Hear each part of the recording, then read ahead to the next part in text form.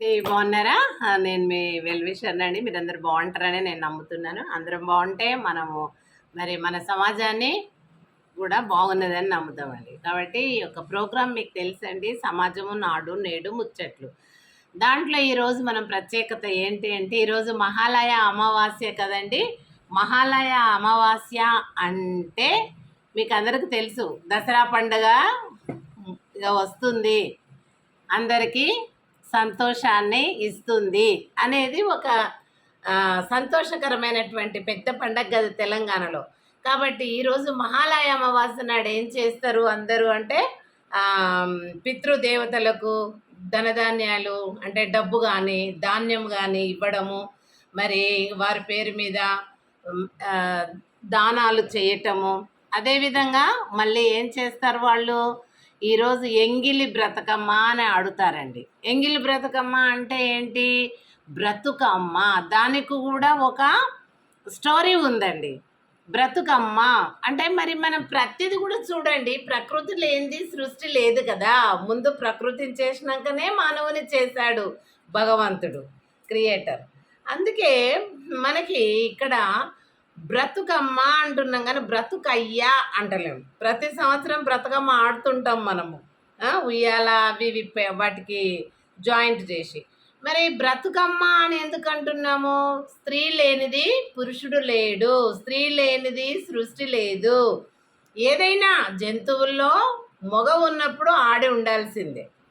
పక్షైనా పురుగైనా ఏదైనా చివరికి మానవుడు కూడా పురుషుడు, ఓన్లీ పురుషుడు మాత్రము అది దేనికి పనికి రాదండి. ఒక వ్రతం చేసినా భార్య సతీమణి ప్రక్కన కూర్చోవాలి చేస్తుంది ఆ పూజ మరి ఒక ఫలించాలంటే. కాబట్టి ఆ విధంగా స్త్రీ లేనిది సమాజము లేదు, పూజ లేదు కదా. మరి పండగలప్పుడు కూడా చూస్తే, ఇప్పుడు ఈ రాబోయే దసరా పండుగనము మనం ఏం చేస్తామో, ఏంటి దుర్గామాతను నించోబెట్టి 9 నవరాత్రులు చేస్తాం కదండి. ఈ నవరాత్రులన్నా కూడా దుర్గా పూజ అంటున్నాం కానీ దుర్గయ్య పూజ అంటలేం. అదేవిధంగా మహిషాసుర మర్దిని అంటున్నాం కానీ మహిషాసుర మర్దుడు అంటలేం కదా. చూడండి ఎంత మరి స్త్రీ, ప్రతి దాంట్లో స్త్రీ ఉందండి. కనుక ఆ స్త్రీ లేనిది సంతానము లేదు, ఇంకా వేరే మానవుడే ఉండడు. స్త్రీ నుండే కదా దేవుడు మరి ఆ యొక్క భగవంతుడు సంతానాన్ని భూమిపైకి పంపేది. మీకు అందరికి తెలుసు. బ్రతుకమ్మ అంటే ఒక చిన్న స్టోరీ ఏంటంటే, పూర్వకాలంలో ఒక రాజు ఉండిండట. ఆ రాజు మరి నేను 10th క్లాస్లో ఉన్నప్పుడు తెలుగు బుక్లో లాస్ట్కు ఉంది బ్రతకమ్మ పండగ, బ్రతకమ్మ అనేటటువంటి లెసనే ఉండింది మాకు. ఆ రాజుకు అందరూ పిల్లలు పుడుతూ ఉన్నారంట, చనిపోతూ ఉన్నారంట, పిల్లలు పుడుతూ ఉన్నారంట, చనిపోతూ ఉన్నారంట. అప్పుడు ఏం చేయాలి? ఆ రాజు బ్రాహ్మణుడిని పిలిచాడట. బ్రాహ్మణుడు, వీళ్ళంతా ఎవరు? ఇప్పుడు వశిష్ఠ మహర్షులు ఇలాంటి మునీశ్వరులందరూ కూడా బ్రాహ్మణులే. అయితే ఆ యొక్క ముని వశిష్ఠ మహర్షి వచ్చిండు, అంటే గొప్ప ఋషి మహర్షి అంటే. ఆయనను పిలిపించాడు రాజు. ఏంటి ఇలా జరుగుతుంది, నాకు ఎందుకు సంతానము ఉండడం లేదు, బ్రతకడం లేదు అని అంటే, అప్పుడు చివరికి పాప పుడుతుందట. ఇలా పెట్ట అవుతుంది ఎందుకు అని అడిగితే, ఒకసారి పాప పుట్టినప్పుడు పుట్టగానే వెంటనే ఆ యొక్క మహర్షిని పిలిపిస్తే ఆ వశిష్ఠుల వారు వచ్చేయమన్నారట. అప్పుడు ఇక ఏదో వాళ్ళు చెప్తారు కదా, అది చేయాలి ఇది చేయాలనేసి రాజ్యపరంగా అవి ఇవి దుష్ట శక్తులు అశాంతి ఇవన్నీ ఇవన్నీ చేసిన తర్వాత ఆ పాపను దీవించి ఏమన్నాడంట, బ్రతుకమ్మ అన్నాడంట. అంటే ఇక నువ్వు చావకు, నీకన్నా ముందు పుట్టిన వాళ్ళందరూ చనిపోయారు కాబట్టి నువ్వైనా బ్రతుకు అని బ్రతుకమ్మ అన్నాడు. మగపిల్లోడు కాదు కదా బ్రతుకయ్యా అనడానికి, బ్రతుకమ్మ అన్నాడట వశిష్ఠుల మునులు, మహర్షుల వారు. అందుకని అప్పటి నుంచి అప్పుడు ఆ రాజుగా ఆ రాజ్యమంతా ప్రతి స్త్రీని ఇక ఎక్కడ వాడవాడకు వీధి వీధికి ఇక బ్రతుకమ్మలు పెట్టి పువ్వులతోటి చక్కగా అన్ని రకాల సృష్టిలోని ప్రతి రకము పువ్వుని తీసుకొచ్చి మంచిగా పేర్చి అవన్నీ కూడా ఎంత అందంగా పేర్చిగా బ్రతుకమ్మ బ్రతుకమ్మ అనేసి ఉయ్యాలో అని పాటలు పాడడం అది నానుడిగా ఇక అప్పటి నుండి అది ఇంకా కొనసాగుతూనే ఉన్నదన్నమాట. అప్పటి నుండే ఈ బ్రతుకమ్మల పండుగ అనేది ఆచరణీయమైనది. అయితే ఆ బ్రతుకమ్మ అంతా కూడా కొలిసి అది అది చేసిన తర్వాత ఏం చేస్తారు, దాన్ని తీసుకెళ్ళి గంగలో మరి వేస్తారు. అంటే గంగాదేవికి సమర్పించుకుంటారు. మొన్న మనము వినాయకుడిని కూడా ఏం చేశారు, గంగ కూడా పార్వతి తర్వాత గంగ కూడా శివుడికి భార్య అని జుట్టులో ఉంటుంది అనేసి మనము తలలో ఉంటుందని తెలుసు. ఆ గంగ అక్కడ నుంచి దూకడం అనేది ఆ గంగాజలమే మనకి ఏంది మన ఎక్కడున్న నీటిని గంగాజలం అనే పిలుస్తాం కదండి. ఆ గంగ లోపల ఈ యొక్క విఘ్నేశ్వరుని వేస్తే ఆమె నుండి తిరిగి కైలాసానికి వెళుతాడు. అంటే శివుడు కైలాసంలో ఉంటాడు కాబట్టి మళ్ళీ ఆయన జటాయులో ఉండాలి కదా. ఆ జుట్టులో జటాయు అంటే ఈ యొక్క జుట్టులో ఉంటాడు కదా. అక్కడ మళ్ళీ ఆయన పోయి గంగమ్మ అక్కడ ఉంటుంది కాబట్టి మళ్ళీ ఆ స్థానానికి చేరుకుంటారు అని అర్థం. అంటే శివుడు ఎక్కడున్నా పార్వతి గంగ అక్కడే ఉంటారు కదా. పార్వతి ఏమో పక్కనే ఉంటే గంగానేమో తలలో ఉంటుంది. మరి అక్కడ అందుకే గంగాలో కలిపినప్పుడు వేసినప్పుడు వినాయకుడిని తిరిగి కైలాసానికి శివుడి దగ్గరికి తల్లి దగ్గరికి చేరుకుంటాడని ఆ ఉద్దేశంతో గంగలో వేస్తారు గణపతిని. మరి ఇక్కడ కూడా బ్రతుకమ్మ అనే ఆ రాజు బిడ్డకు ఆ యొక్క వశిష్ఠుల వారు ఆశీర్వాదించి దీవించిన తర్వాత ఆమె పెరుగుతూ ఉంటే పెద్దగా అవుతూ ఉంటే అప్పుడు గొబ్బెమ్మలు పెట్టి పువ్వులతోటి చక్కగా బ్రతుకమ్మ బ్రతుకమ్మ ఉయ్యాలో అని ఆ విధంగా పాటలు పాడుతూ ఆ యొక్క చక్కని గుమ్మడి పువ్వులు తంగేడు పువ్వులు గునుగు పువ్వులతోటి అలంకరించినవి ఆ అమ్మాయికి అన్నీ కూడా 7 వారాల నగలు వేసి చక్కగా పట్టు వస్త్రాలు వేసి ఆ అమ్మాయికి ఆ యొక్క మరి బతుకమ్మను పువ్వులతో అలంకరించినటువంటి అంటే దుర్గా అనే అర్థం అది తీసుకెళ్ళి గంగాలో వేస్తారన్నమాట. ఎందుకంటే గంగా పవిత్రం అనేది మనకు తెలుసు. కానీ ఇప్పుడు ప్రజెంట్ ఇది అప్పటి మాట నేను చెప్పేది. సమాజము నేడు నాడు ముచ్చట్లు కదమండికి అది అప్పటి ముచ్చట. ఇప్పుడు ఏంటంటే ఈ యొక్క పవిత్రమైనటువంటి గంగా జలాన్ని మనము అందరం పాడు చేస్తున్నాం. పవిత్రత ఏడుంది గంగాలో. అందరూ మురికి గుడ్డల వాడు, మంచిగున్నోడు, చెడ్డగున్నోడు, రకరకాల మనుషులు ఆ గంగాలో దిగిపోయి గంగా డిష్లో మరి నార్త్లో ఉంటుంది కదా, ఆ గంగా డిష్లో దిగేసి వాళ్ళు స్విమ్ చేయటము, స్నానాలు చేయటము, ఆ రకరకాలుగా అందులో అన్నీ పారవేయడము. అంటే గంగాకి ఇస్తున్నా అనేసి కొన్ని వస్తువులు కూడా అందులో వేయడము. అవన్నీ కూడా మరి మొత్తము చెత్తంతా తీసుకుపోయి ఆ గంగాలో నింపుతున్నారండి.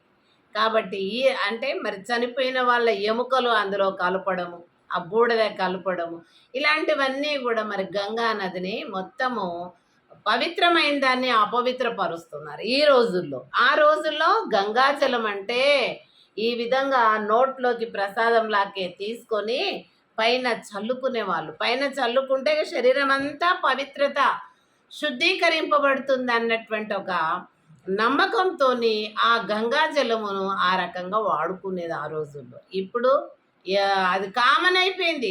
ఆ రోజుల్లో దక్షిణం నుంచి ఉత్తరానికి పోవాలంటే మార్గ మధ్యలో చచ్చిపోయింది తెలియదు, బ్రతికింది తెలియదు, పోయే వరకు తెలియదు, ఇక్కడ వచ్చే వరకు తెలియదు. అందుకే కాటికి పోయినా ఒకటే, కాశీకి పోయినా ఒకటే అంటారు. ఆ రకంగా మరి ఆ రోజుల్లో ఉండేది. ఇప్పుడైతే మనకు అన్ని ఫెసిలిటీస్ ఉన్నాయి కాబట్టి బుర్రమని పోతున్నాం, బర్రమని వస్తున్నాము. కానీ ఆ గంగాజలం ఎవరు మరి తెచ్చుకుంటే ఎవరిది వాళ్ళకు ఉంటుందేమో. అప్పుడు ఒక్క గంగాకు పోయి గంగాది కమండలంలో కానీ మరి ఆ యొక్క మునీశ్వరుల దగ్గర ఉండే కమండలంలో కూడా గంగా జలమే ఉంటుంది. అప్పుడు ఎవరైనా వారిని పూజింపనీకి వస్తే ఆ గంగా జలం కొంచెం తీసి వాళ్ళ పైన చల్లేది మునీశ్వరుడు. అంత పవిత్రంగా కమండలములో దాచిపెట్టి భద్రపరిచేవాళ్ళు. మరి ఇప్పుడు అంతా మరి చెత్త చెదారం అంతా కొట్టుకొస్తుందండి. అలా ఒకసారి టీవీలో చూపించారు. మరి ఆ రకంగా అంతా తీసుకెళ్ళి అక్కడ వేస్తున్నారు. మన మనుషులు చూడు, ఏడ శుభ్రం ఉంటే ఆడ అశుభ్రం చేస్తారు. ఏడ శుభ్రం ఉంటే ఆడ అశుభ్రత చేస్తారు. అంతా మరి ఆహ్, ఈ రకంగా తయారయ్యింది సమాజం. మరి పవిత్రమైన జలాన్ని గూడా ఆ రకంగా పాడు చేస్తుర్రు. ఒక్కరు గంగా జలంలో తెచ్చినారంటే, గంగాకు కాశీకి పోయినారంటే, ఆ గంగా జలం తీసుకొనొస్తే ఆళ్ళ ఇంటికి పోయి కొంచెం గంగా జలం ఇయ్యమ్మా అని చెప్పి, లేకుంటే వాళ్ళు తెచ్చి తలా ఇంత పంచడం చేసేవాళ్ళు. ఎందుకంటే ఒక నమ్మకము. ఈ నీళ్లు చల్లుకుంటే రోగాలు రావు. ఈ నీళ్లు మనము ప్రసాదంలాగా స్వీకరిస్తే మనం హెల్తీగా ఉంటాం. ఈ రకమైనటువంటి ఆచారము మనకు ఉండింది. దాన్ని నమ్ముకొని బ్రతికిన వాళ్ళే ఆ రోజుల్లో ఉన్నటువంటి మరి అమాయకమైనటువంటి ప్రజలు. ఈ రోజుల్లో తెలివి ఎక్కువైపోయి పవిత్ర జలాలను కూడా పాడు చేస్తున్నటువంటి దుస్థితి ఈనాడుగా ఉంది. ఇదండి. మరి ఆ రకంగా బ్రతుకమ్మ ఏదైనా స్త్రీ పేరు మీదనే. ఒక రాక్షసులను సంహరించటానికి కూడా స్త్రీలే ఆనాడు. దీపావళికి సత్యభామ, దసరా పండగకి ఎవరు? దుర్గాదేవి కదా. అందుకే దుర్గామాతను నిలబెట్టి నవరాత్రులు చేసి పూజిస్తుంటారు. ఎందుకు? ఆమె ఆ మహిషాసురుని మర్దించింది కాబట్టి ఆమెకు మరి ఈ రకమైనటువంటి పూజలు నవరాత్రులు చేస్తూ ఉంటారు. బ్రతకమ్మ అనేదేమో ఈరోజు మొట్టమొదట చేస్తారు కదండి, ఎంగిలి బ్రతకమ్మ అని. ఆ రకంగా నేను ఇప్పుడు బ్రతకమ్మ కథ మీకు చెప్పాను, ఒక రాజు కూతురు విషయంలో. ఆ రకంగా బ్రతకమ్మ అయినా స్త్రీ పేరు మీదనే, మరి దసరా అన్నా కూడా దుర్గామాత పేరు మీద, అంటే మహిషాసుర మర్దినిగా కొలవబడుతుంది. మరి దీపావళి కూడా సత్యభామ చంపినటువంటి ఆ నరకాసురుని విషయంలో ఆమె చంపగానే మరి ఆ రాజ్యానికి అంత వెలుగు నిండిందని ఆ యొక్క వెలుగులు విరాజిల్లుతాయండి. ఈ రకంగా ప్రతి పండగలో అయినా స్త్రీ ఉంది, ప్రతి ఇంట్లో కూడా స్త్రీ ఉంది. మరి ఈనాడు అంత పవిత్రమైనటువంటి గంగా జలాన్ని పాడు చేయడమే కాకుండా ప్రతి స్త్రీని కూడా నాశనం చేస్తున్నారు దుర్మార్గులు. అంటే ఆ మహిషాసురుల లాంటి వాళ్ళు చాలా పుట్టుకొస్తున్నారండి, చాలా పుట్టుకొస్తున్నారు. మరి ఆమె అంటే ఆదిశక్తి పరాశక్తి కాబట్టి చంపగలిగింది. ఇప్పుడు మరి స్త్రీలు మరి ఇంత దుర్మార్గాన్ని చంపలేకపోతున్నారు. కాబట్టి ప్రతి ఇల్లు స్త్రీతో ఉంటుంది, ప్రతి పండగ కూడా స్త్రీతో ఉంటుంది. ఈ ప్రకృతి అనేటటువంటిది కూడా స్త్రీనే. కాబట్టి స్త్రీ లేనిది పురుషుడు లేడు అనేది గమనించాలండి సమాజము.